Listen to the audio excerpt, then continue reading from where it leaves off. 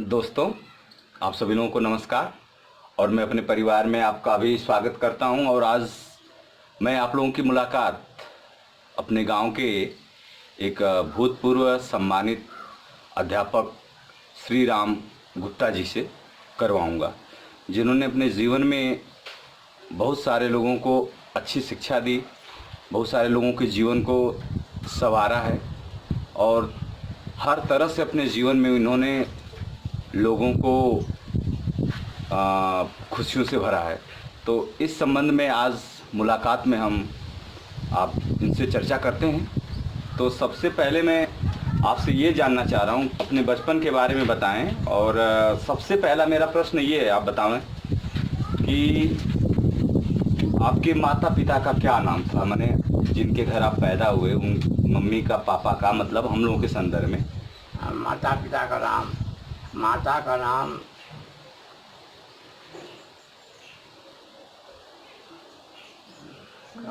धाना देवी।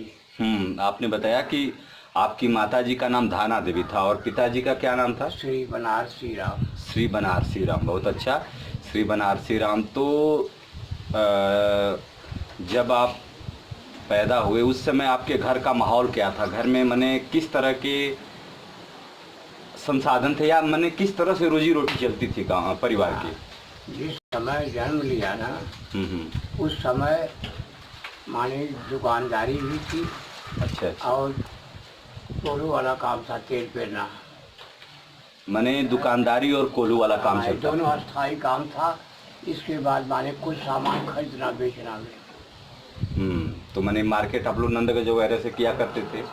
और घर बैठे ही सामान आता है, यहाँ खरीदे थे, फिर यही से घर से ही दूसरे लोग ले जाते। अच्छा अच्छा अच्छा। यही तो ये कहा जा सकता है कि जो शुरुआती दौर में जब आप पैदा हुए थे उस समय आप लोगों का जीवन एक संपन्न तौर पे कह सकते हैं कि मतलब खाने पीने की कोई दिक्कत नहीं रहती थी, सब कुछ ठीक ठाक मिलता था। अच्छा अच्छा अच्छा। तो वो तो पिताजी हो गए, क्या उस समय आपके दादाजी भी थे? हाँ, उस समय थे। वो हमें रोज स्कूल पहुंचाते थे सबवा। अच्छा अच्छा। रोज सवेरे उठ के लेकर लाठी ले जाते और वहाँ जहाँ मोड़ है ना, वहाँ से एक कटहल का पेड़ था। अच्छा अच्छा। वहाँ पहुँचा कर कहते अब चल सीधे, और वहाँ चले आते। अच्छा। जंगल था ना, पहाड़ी जी वाला जो बगीचा था 14 बिगहा। हाँ। और ठाकुर लोगों का बगीचा था, पोखरी से लेके और गड़िया के बगीचा की देखा जितना बगीचा है सब वो समझ पेड़ रहा है। अच्छा अच्छा। डर रहा है सब लड़कन के, कहीं कहीं जाने आने में डर लगता था। हाँ, सब लोग लड़कों को तो अकेला नहीं छोड़ते थे, या लड़के जत्थे में चलते थे। अच्छा, चलिए ठीक है। तो शुरू में मैं ये जानना चाह रहा हूँ, थोड़ा अपने कुछ दोस्तों के नाम आप बताएंगे, बचपन के कुछ दोस्त आपके, जब आप छोटे रहे होंगे, आपकी उम्र 5 या 10 साल के करीब रही होगी, तो उस समय कुछ आपके आसपास आपके दोस्त भी रहे होंगे। तो कुछ दोस्तों के नाम हमें बताएं जरा। जैसे राम बच्चन सिंह। राम बच्चन सिंह हमेशा साथ रहे, जो कि वो भी अध्यापक हुए शुरू से। हाँ, अध्यापक से। और वो शुरू से बचपन से एक साथ रहना, खाना पीना पढ़ना। अच्छा अच्छा अच्छा। रामा सिंह थे। रामा सिंह, तो वो तो मान लीजिए एक तरह से भाई नजदीकी थे ना। हाँ, नजदीकी थे, लेकिन उनकी लाइन थोड़ा अलग हो गई है। आप उनकी लाइन दूसरी थी, राम बच्चन की लाइन दूसरी थी। हाँ, इसके बाद पड़ोस के लोग थे जो साथ में पढ़ते थे। तो प्रारंभिक शिक्षा आपकी किस विद्यालय में हुई? प्रारंभिक मतलब कक्षा 1 से 5? सबुआ प्राथमिक विद्यालय। तो भी एक कक्षा 1 नहीं था। हाँ। उस समय गदहिया गोल। अच्छा अच्छा। अगर 20 तक पहाड़ा आ जाए। हाँ। तो अलिफ में जाए। अच्छा अच्छा। 40 में पहाड़ा आ जाए तब बो में जाए। यानी आपके समय में कम से कम लोग 40 तक पहाड़ा याद करते थे? सबको 40 तक तब बो में जाए। अभी दोस्तों, आज मैं आप लोगों को बताना चाह रहा हूँ कि आज के दौर में बहुत सारे लोग जो पढ़ रहे हैं, तो 40 तक पहाड़ा तो बड़ी मुश्किल है, 20 तक 15 तक करते करते वो पढ़ाई बीत जा रही है। अच्छा, अब बो में से जकरे अद्धा पौवा पौना आ जाए। हाँ, उस समय अद्धा पौवा पौना ये सब भी चलता है, तब 1 में जाए। बड़ी मुश्किल थी पढ़ाई वो। और जकरे अद्धा पौवा पौना 150 सौया अढ़ैया पूरा बनावे आ जाए, पढ़ी ना आवे बनावे आ जाए, अपने से बना ले। तब 100 तक पहाड़ा याद हो जाए। अच्छा अच्छा। 1 में से जाए 2 में 100 तक पहाड़ा याद रहे। कब पहाड़ा कौन झटका से फोड़ दे। अच्छा, तो जो सबसे पहले आपको प्राइमरी में याद है आपके पहले गुरुजी कौन थे जो आपको पढ़ाए हों, माने पहली शिक्षा जिन्होंने दी, शिक्षा वाला सबसे पहला गुरु का नाम याद हो आपको? हमने देखा हो रामजन का बाबू रहा, देखा माने गांव से ही थे? गाँव का रामजन मास्टर का बाबू रहा। अच्छा, तो नाम याद आ रहा है उनका? देखा उनका नाम। चलिए, तो थोड़ा सा उनके चरित्र के बारे में हमको बताइए कि जो पढ़ाते थे तो उनका क्या गतिविधि रहता था, किस तरह से पढ़ाते थे? कि उनके समय में सभी लड़के तेज थे। तेज थे? हाँ, कोई कमजोर लड़का नहीं था। तो माने उनके बहुत अच्छा पढ़ाते थे। उनके पढ़ाने का तरीका क्या था, कैसे ऐसी तरीकी क्या तकनीकी का प्रयोग करते थे जिससे सब लोग बहुत डरा धमका के पढ़ाते थे या बड़े प्यार से पढ़ाते थे? वो धमका धका नहीं पढ़ाते, उनका ही ढंग से पढ़ाते कि सबको याद हो जाए। डराने के साथ उस समय तो मारपीट ले जाते थे लोग, और सबसे पहले वो पढ़ाते रहे। फिर अरे अब नाम कितना याद है, पढ़ावा है बानपुरा से हो, बानपुरा का पंडित जी रहा, तिवारीपुर का रहा, वो जाने आज ले याद बा। भरत दुबे याद हुआ, 5 में पढ़ा। अच्छा, भरत दुबे जी बहुत कहाँ के थे? भरत दुबे जी, भरत दुबे इतना अच्छा पढ़ाते थे, सारे विषय पढ़ाते थे? हाँ, गणित हिंदी सब। अच्छा, यही आदमी ने सब पढ़ाते थे। हाँ, तो भरत दुबे जी कहाँ के थे? भरत दुबे जी तिवारीपुर के थे। तिवारीपुर में, पड़ोस के गांव में ना? अच्छा अच्छा, तो वो आपके गुरु जी थे जिन्होंने बहुत सारा कुछ शिक्षा दिया। तो वो तो 5वीं तक हो गया, 6वीं 7वीं 8वीं चलता था कि कैसे? रामकृष्ण मास्टर शुरू हुए पढ़ाए ये आपको? हाँ, मतलब पढ़ाए। फिर तो वो स्कूल कहाँ था? यहीं 8वीं तक? यही सबुआ स्कूल नया खुला था, प्राइवेट था। प्राइवेट सबुआ में जूनियर? हाँ। कौन थे उसके संस्थापक? रामकृष्ण। अच्छा, रामकृष्ण, श्री रामकृष्ण कुशवाहा जी। फिर एक बानपुरा का मिस्त्री लाला रहे, नाम ढेर दिन होगा, सबको बुलाइए। अच्छा, चलिए ठीक है, नाम तो बाद में 8वीं तक जैसे पढ़ाई हो गई आपकी, तो 9वीं 10वीं भी चलता था उस समय? नहीं, तब इसके बाद करंडा।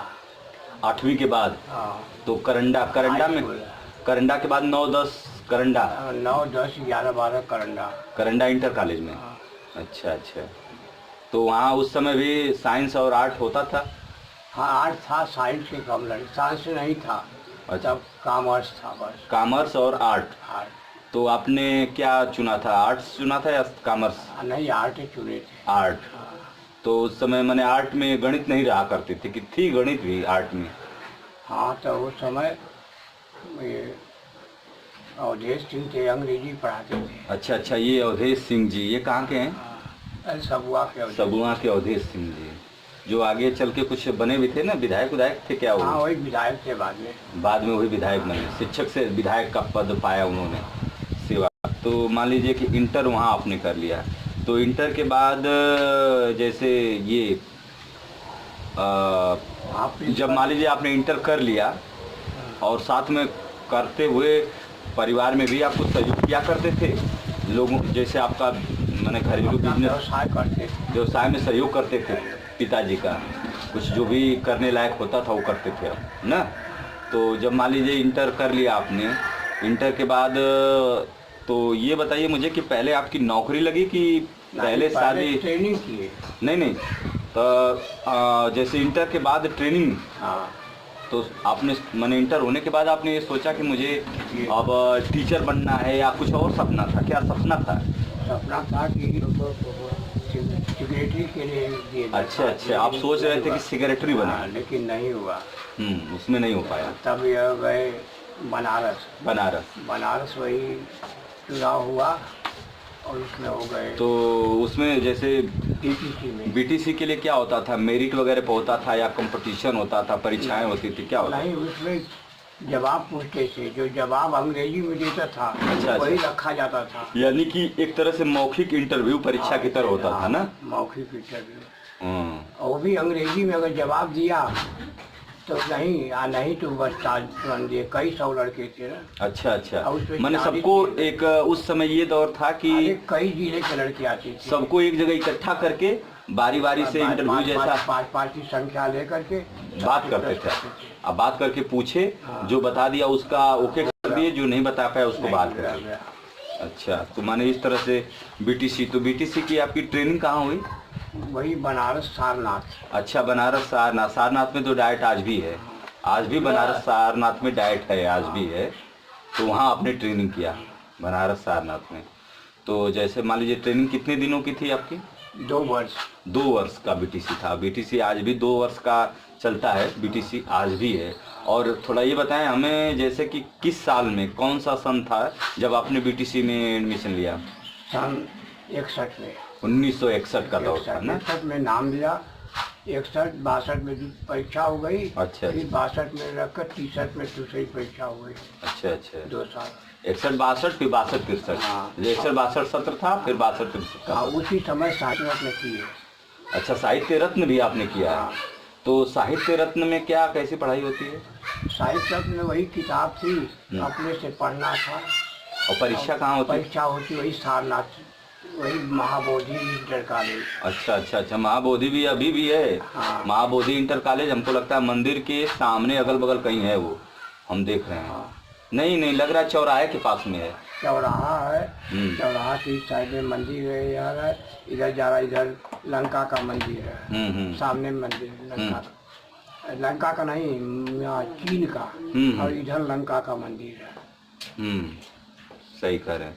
तो मान लीजिए कि 62 में आपने 61-62-63 में आपका बीटीसी फाइनल हो गया। तो उसके बाद तो अभी तभी तक आपकी शादी हो गई थी या अभी नहीं? नहीं, शादी तो सन 51 में हो गई थी। अच्छा अच्छा अच्छा अच्छा, ये पॉइंट तो मेरा छूट गया। यानी 1951 में। और आपकी जन्म तिथि मैं भूल गया कि लगभग आपकी पैदाशी की तिथि क्या है, अनुमानतः जो भी आपको याद हो। नहीं, उस समय एडमिशन में लिखा गया। जो भी लिखा गया वो बताइए। 24/7/40। 24/7/40, यानी 24 जुलाई 1940 की आपकी पैदाइश है। तब तो उस समय हमको लग रहा है कि थोड़ा थोड़ा गुलामी का जो माहौल था वो भी रहा होगा, अंग्रेजी राज था ना। मतलब कम से कम 40 में आप पैदा हुए हैं, तो क्या आपको कुछ 40-47 यानी 7 साल आज़ादी के समय लगभग थोड़ी बहुत आज़ादी हुई तो उस समय कक्षा 2 में पढ़ रहे थे। 2 में पढ़ रहे थे। बड़े गौरव की बात है हम सभी लोगों के लिए कि हम लोग तो आज़ाद भारत में पैदा हुए हैं, लेकिन ये गुलामी में आप पैदा हुए हैं, गुलाम भारत में पैदा हुए। और फिर कक्षा 2 से तीसरी में गए होंगे तो स्वतंत्र भारत में पढ़े होंगे। हाँ, तब कक्षा 2 में गए, तब उस समय। हाँ, तो 47, तो कक्षा 2 में थे। 47 का मतलब तो 48, 49, 50, 51, तो 2 के बाद 3, 4, 5, 6 में पढ़ रहे होंगे, तब शादी हो गई होगी आपकी? नहीं, 5 में पढ़ रहे थे। 5 में पढ़ रहे थे? 5 में बहुत पढ़ रहे थे, तब शादी होने के बाद तो 5 का इम्तहान हुआ। अरे बाप रे, ये एक महत्वपूर्ण बात है कि कक्षा 5 में पढ़ते हुए ही आपकी शादी हो गई। तो थोड़ा सा हम जानना चाहेंगे, हमारी आज ही लगेंगी। तो आपकी धर्म पत्नी जी का क्या नाम है? मतलब आपकी धर्म पत्नी जी का क्या नाम है? सामदेवी देवी। सामदेवी देवी।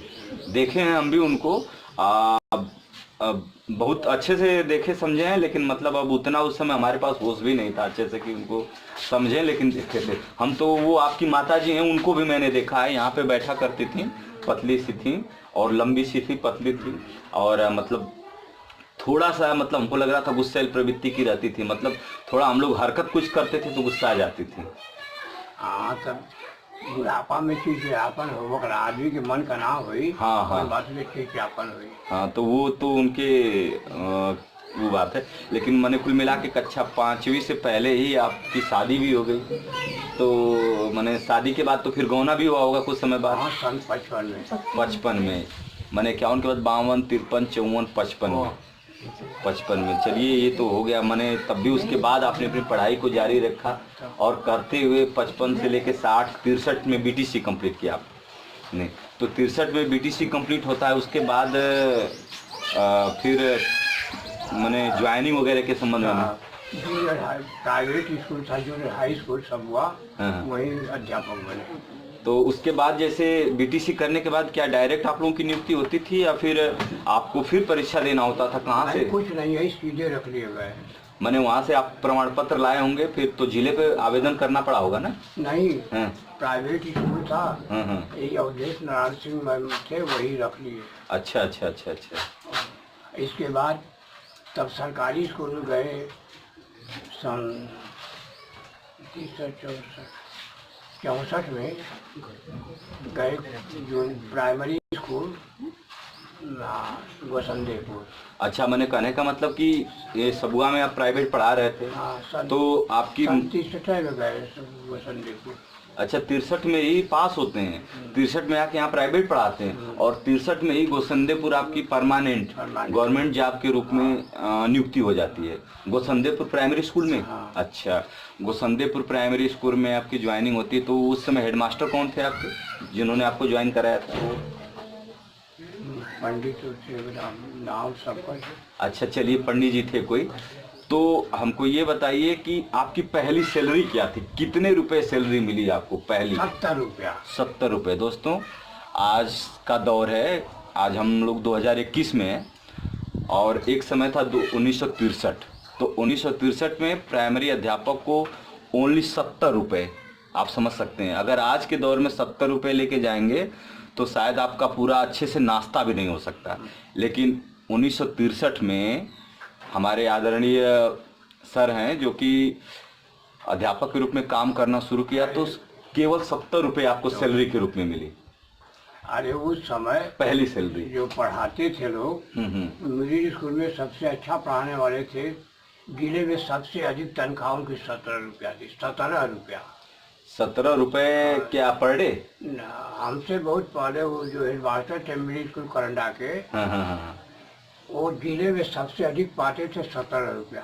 तो 17 रुपये पर डे था उनका? नहीं, महीना। तो आपका तो 70 आप बता रहे हैं। हाँ, तो हमारे समय में ना, हमसे मैंने पहले जो उनसे पहले का बात बता रहे हैं, यानी आप उनकी बता रहे हैं कि उनका 17 रुपये मिलता था। हाँ, और जब आप ज्वाइन किए तो 70 रुपये लगभग शुरुआती सैलरी हुई।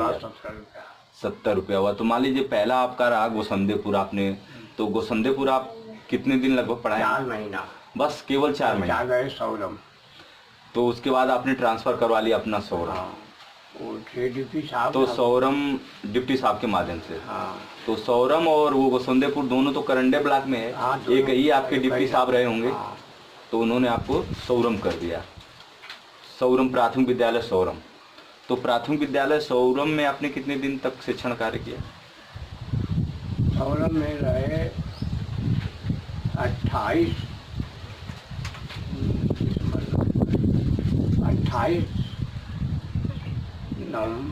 दिसंबर को, कि अभी नहीं, दिसंबर की नवंबर, 28 दिसंबर 66 को, 28 नवंबर को, 28 नवंबर 1966 को आप यहाँ ज्वाइन किए? चल गए मिडिल स्कूल मर्जा। अच्छा, यहाँ से फिर ट्रांसफर होता है? ट्रांसफर हुआ मर्जा।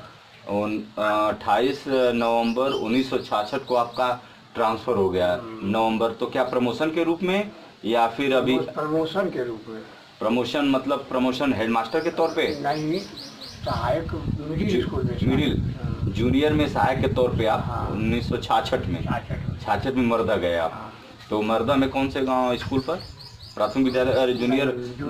जूनियर मर्दा तो ब्लॉक है ना? तो मर्दा में कोई दूसरा स्कूल के ब्लॉके पर गए थे, ब्लॉक वाले पर? नहीं, मर्दा खुद स्कूल है, मतलब वही ब्लॉक वाला स्कूल पे गए आप। अच्छा, तो 1966 से मर्दा आप पढ़ा रहे थे। तो 1966 से मर्दा में पढ़ा रहे, तो वहाँ पे कितने दिन आपने पढ़ाया? वहाँ 13 महीना क्यों रहे। 13 महीने। फिर आ गए कटरिया। धर्मपुर कटरिया। अच्छा, तो वहाँ से फिर आ गए कटरिया। यानी 66 का मतलब हमें लग रहा है 67 में आप आए होंगे कटरिया। 67 में। हाँ। तो फिर कटरिया में भी ज़्यादा दिन नहीं रहे। अच्छा। वो तुरंत कटरिया से ट्रांसफर हो गया। 4 या 5 महीना के बाद करंडा आ गए। Karanda junior school, junior high school Karanda, block का स्कूल। तो करंडा आवे लगे 28 वर्ष। ये माने सबसे बड़ी सेवा जो आपने दी है करंडा में दिया है। और बड़े सौभाग्य की बात है कि करंडा में रहते हुए भी, जहाँ तक हमें जानकारी है कि आपके जो सुपुत्र हैं उनका विवाह भी वहीं पे हुआ है। एक अपने गेस्टों को बता रहा हूँ मैं कि उनका भी विवाह वहीं पे, आपने ऐसा आपका रिलेशन बना, लोगों का इतना प्रेम बना आपसे कि वहाँ एक हमेशा हमेशा के लिए रिश्ता बन गया करंडा, है ना? संयोग उस बात। हाँ, लेकिन 28 साल कम नहीं होता है। वहाँ के लोग ट्रांसफर होने ही नहीं देते। 28 साल हमें लग रहा है कि आज के दौर में हम लोग सर्विस पाएंगे तो हम लोगों की 20-25 साल नौकरी मिले, 25 साल मिले, करना ही है 25 साल, टोटल सर्विस 25 साल है। और आपने उतना सब सफ़र करके भी 28 साल वहाँ किया आपने। हाँ, तो इसके बाद फिर अभी फिर आगे बाकी है आपका। फिर अभी करंडा में 28 साल के बाद फिर हेडमास्टर हुए। अब जूनियर के हेडमास्टर मैनपुर। मैनपुर। अब मैनपुर में रहे 4 वर्ष। अच्छा अच्छा। और 4 वर्ष के बाद फिर खाली हुई सीट ब्लॉक की तो चले गए मनिहारी ब्लॉक में। अच्छा अच्छा अच्छा। Junior high school Manihari. Junior high school Manihari में, यानी वहाँ से आपका ट्रांसफ़र हुआ। तो यहाँ भी तो मैनपुर में भी तो एज ए हेडमास्टर ही रहे होंगे ना? हाँ। अच्छा। तो ऐसा है कि हमको एसबीआई लोग मानते थे। और वो लोग चाहते थे कि हमेशा ब्लॉक में रहे। अच्छा अच्छा। मैंने आपकी कार्य प्रणाली इस तरह की थी, आपके काम करने का तरीका या बच्चों के प्रति जो स्नेह, पढ़ाने का जो तौर तरीका था, तो उससे सभी लोग प्रभावित रहते थे। प्रभावित थे और चाहते थे कि आप ब्लॉक में रहें। खेल कूद से प्रभावित थे। और अच्छा अच्छा। पढ़ाई के साथ साथ खेल कूद से प्रभावित। आप खेल कूद में भी रुचि रखते थे? तो पढ़ाई के समय से ही आपकी खेल कूद में रुचि थी? हमेशा। अच्छा अच्छा, बचपन से। खेल कूद में जैसे कौन कौन से खेल उस समय हुआ करते थे? अरे उस समय खेल था कबड्डी। कबड्डी, खो खो भी रहा होगा? खो खो नहीं, वो अच्छा। सब बाद में खो खो, कबड्डी, हाँ, हॉकी, फुटबॉल। तो इन सब के भी आप खिलाड़ी रहे हैं? बाली सब खिलाड़ी रहे। आप खुद भी तो खेलते रहे होंगे? हाँ। तभी तो बच्चों को सिखाए होंगे। चलिए, बहुत अच्छा रहा। अब हमें ये बताइए कि आपके सहकर्मी लोगों में कुछ ऐसे सहकर्मी हो जिनको आप अपने जीवन में पा करके अच्छा महसूस किए हों? सहकर्मी आपके साथ, आपके स्टाफ में, आपके शिक्षक में, साथियों में एक आध दो शिक्षक ऐसे होंगे जो आपको बहुत अच्छे लगे होंगे कि हाँ, ये मेरे लिए बहुत अच्छे हैं, हमेशा मेरे हर कदम पे आपके साथ रहते हो, जो आप कहते हो उसको मानते रहे हों। तो किसी ऐसे शिक्षक का आप नाम बताएं हमें, आपके साथी सहकर्मी जो हैं आपके। पढ़ाई में सहकर्मी थे हरिद्वार सिंह। वो जो यहाँ के थे, देखो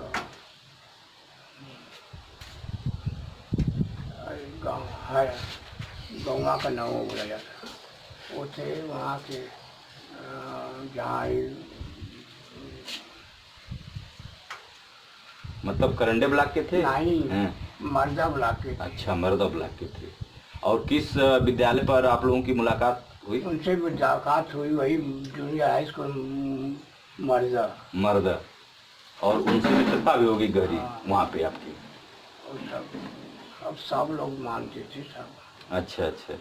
तो ये तो हो गया, मान लीजिए, तो यानी हरिद्वार सिंह आपके एक अच्छे सहकर्मी के रूप में, तो हमें तो लग रहा है कि वो वहीं पे ना सहयोग दिए होंगे। सहयोग रहते। और यहाँ पे मैं जैसे बात कर रहा हूँ करंडा में, करंडा विद्यालय पर जब आप पढ़ा रहे थे तो वहाँ भी तो बहुत सारे लोग आए होंगे, गए होंगे। तो वहाँ पे किन लोगों का आपको सहयोग मिला अच्छा खासा? नाम है सबका बुला जाता है, यही सोनारी आकर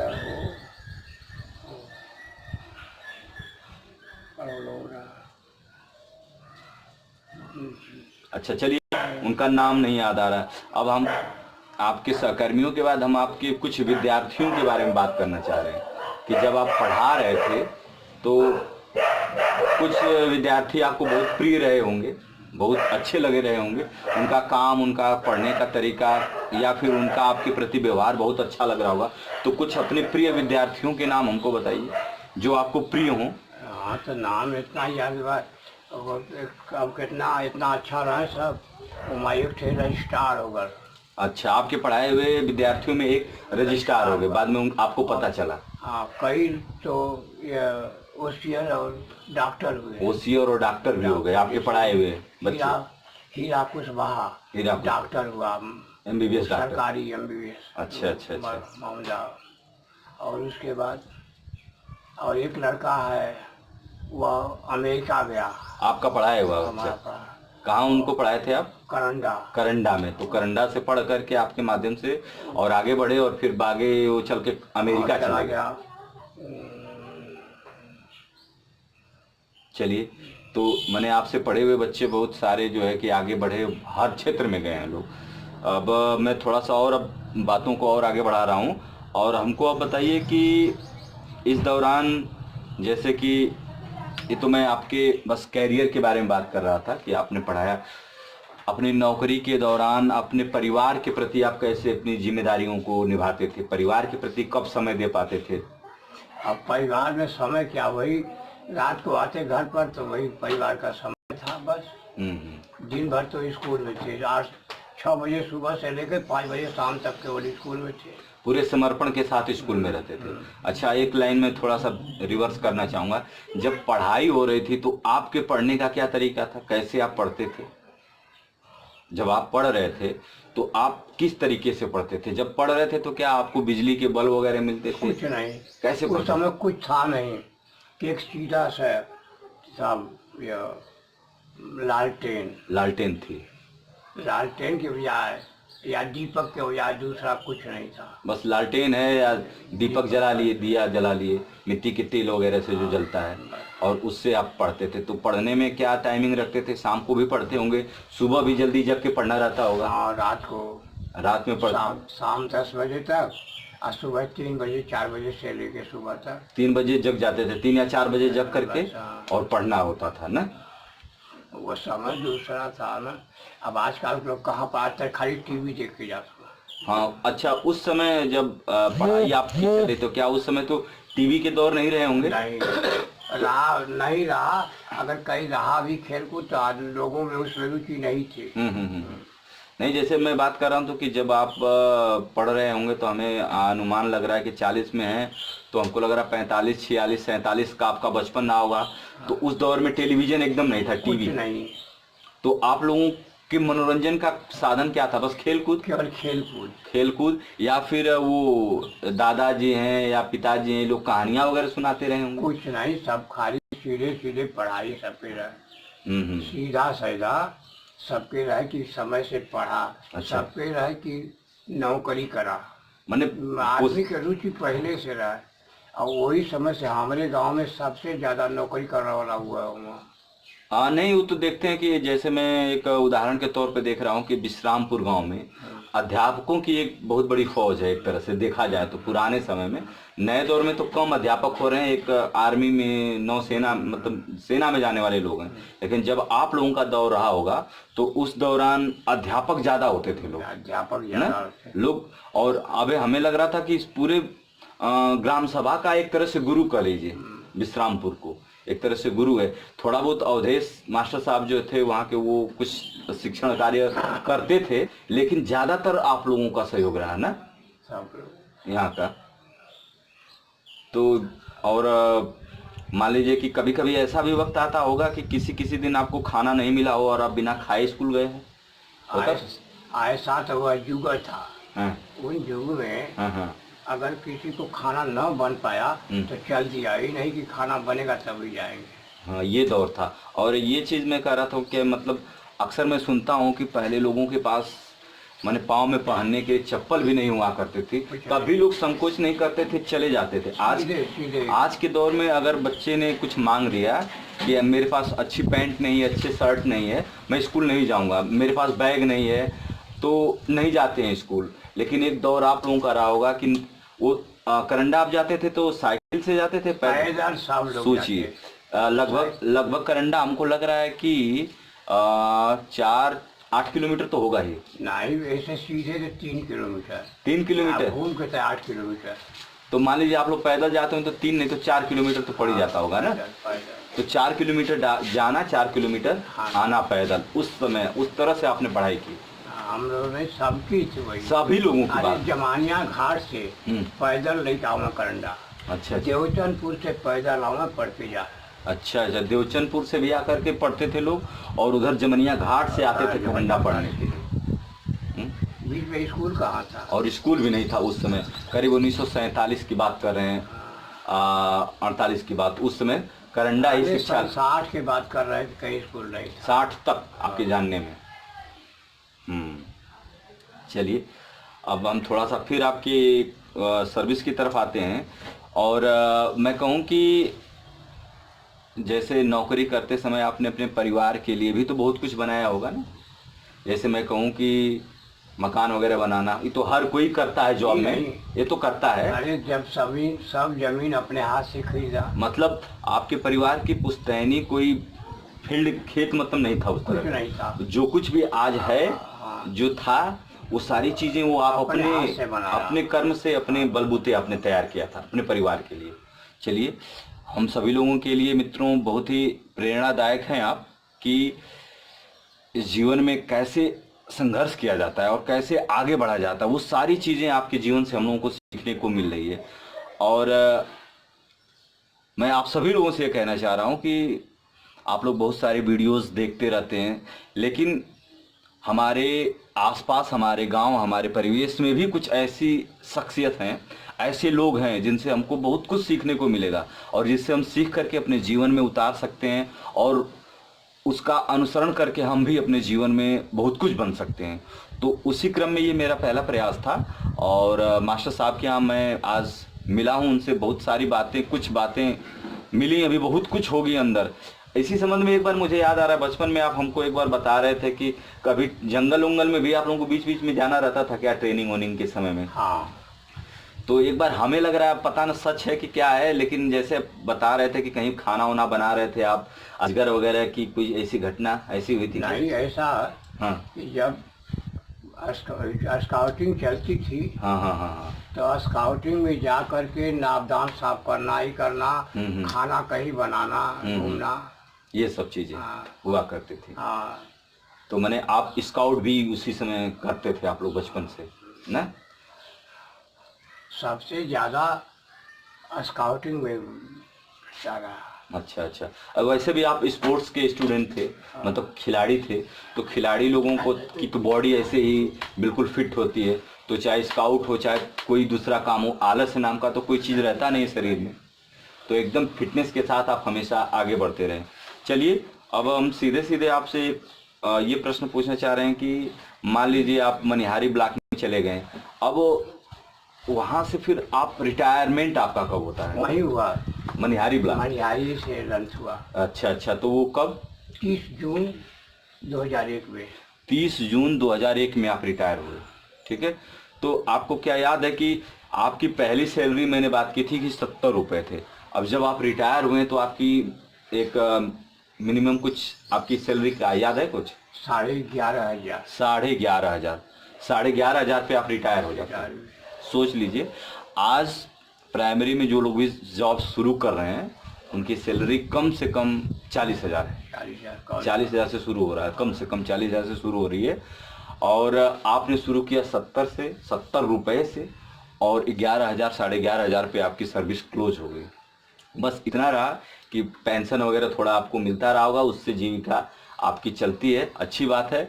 और कुल मिला के ये रहा कि अब हमको ये बताइए कि आप, हमारे जो लोग भी वीडियो देख रहे हैं उनके लिए आप क्या कहना चाहेंगे कि जो लोग देख रहे हैं हमारी और आपकी बातचीत को सुन रहे हैं, उन लोगों से आप क्या कहना चाहेंगे?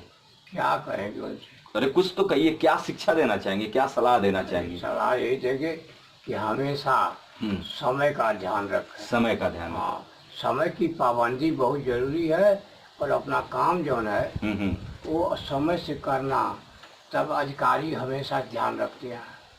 हाँ, ये तो एक नौकरी के लिए हो गया, एक स्टूडेंट के लिए आप बताइए ना, एक बच्चे के लिए, पढ़ने वाले छात्रों के लिए आप हमें बताइए कि उनको कैसे रहना चाहिए। क्योंकि आज भी बहुत सारे टीचर्स हैं, आज तो टीचर्स भी, जैसे बच्चे मोबाइल में बिजी रहते हैं, उस तरह मैं भी एक अध्यापक हूँ, और हम लोग भी ज़्यादा समय मोबाइल में दे देते हैं, व्यस्त हो जाते हैं। आजकल लड़के मोबाइल से पढ़ रहे हैं, तो वो भाई मोबाइल में हर तरह की चीज़ें हैं, लेकिन हाँ, अध्यापक भी मोबाइल में व्यस्त रहते हैं। लेकिन इस दौर में आप क्या कहना चाहेंगे कि नहीं, कैसे हमें अपने जीवन को कैसे लेना चाहिए, ज़िंदगी को हमको किस एंगल से सोचना चाहिए? इंदर से क्या चाहे आदमी हमेशा अपने इस लक्ष्य को रखे कि कोई न कोई हम काम करते रहे, कोई न कोई काम करते रहें और कुछ हमेशा प्रयासरत रहें ना, हमेशा प्रयास करें, तब कुछ कर पाएंगे। तब कुछ प्रयास नहीं करेंगे कुछ नहीं कर पाएंगे। प्रयास नहीं करेंगे तो कुछ नहीं कर पाएंगे। हाँ, सबसे पहले लक्ष्य जरूरी है कि यह काम हमें करना है, लक्ष्य बनाना है। लड़के पढ़ रहे हैं लेकिन उनको लक्ष्य नहीं है, खाली घूम रहे हैं। नहीं, उसके लिए तो आज का वातावरण, आज का परिवेश, जैसे मोबाइल हो गया, टीवी हो गया, सिनेमा हो गया, तो ये भी इन लोगों को बिगाड़ रहा है। लेकिन आप लोगों के समय में था कुछ था नहीं, तो बनने का ज्यादा मौका था। बस खेल तो खेल तो वो चीजें हैं कि जो आपके शरीर को, मस्तिष्क को स्वस्थ बनाता है, मजबूत बनाता है। लेकिन आज बिगड़ने का बड़ा मौका है। बैठे बैठे कोई बाहर नहीं जाना चाहता है, बस मोबाइल पे ही खेलता है, मोबाइल पे ही सारी गेम हो जाती है, शरीर नहीं चलाना चाहते हैं। आज आए दौर में देखिए लोगों की उम्र भी घटी है, हम समझ रहे हैं। आज आपकी लगभग उम्र क्या है? अब 40 हो गया। लिखित उम्र जो है 81 वैसे तो 83 है। 83 है, तो 83 साल की आपकी अवस्था है, ठीक है। और अभी भी मान लीजिए आंखों से आपको तो साफ दिखता है कि कोई दिक्कत है अभी थोड़ा बहुत? हाँ जी। आंखों से कोई दिक्कत नहीं है। आंखों से खाली शारीरिक दिक्कत, शारीरिक मतलब मांसपेशियों से दिक्कत है आपको थोड़ा, और मान लीजिए कि डाइजेशन में कोई समस्या है, बस इतनी सी समस्या है, और दूसरा नहीं दिक्कत। तो हम घर रहे होते तो हम बीमार नहीं होते। हाँ, मान लीजिए वो तो जीवन की परिस्थितियां हैं, और उस परिस्थितियों की वजह से आदमी थोड़ा सा कभी शरीर पर भी असर पड़ता है हम सबका। लेकिन तब भी आज 83 साल की अवस्था में भी आप इतना अच्छे से हमसे बातचीत कर पा रहे हैं, और बहुत बढ़िया लगा आपसे बातचीत करके। और मैं अपने पूरे इस व्यूवर्स की तरफ से आपके स्वस्थ जीवन की कामना करता हूं, और मैं ईश्वर से प्रार्थना कर रहा हूं कि आपका आशीर्वाद, स्नेह हम सभी लोगों को मिले, और कम से कम 10-20 साल और आप हम लोगों को अपना आशीर्वाद स्नेह देते रहें। और इस तरह से जो है कि हम अपनी बात को बंद करेंगे मित्रों, और फिर अगर कभी मौका मिलता है तो आपसे हम रिक्वेस्ट करेंगे कि फिर कभी आपकी यादों को हम थोड़ा फिर कुर देंगे, और उसमें से कुछ नई चीज़ें पाने की कोशिश करेंगे। तो इसके साथ ही हम अपनी बात को अब बंद करते हैं। बहुत बहुत आपको प्रणाम, नमस्ते।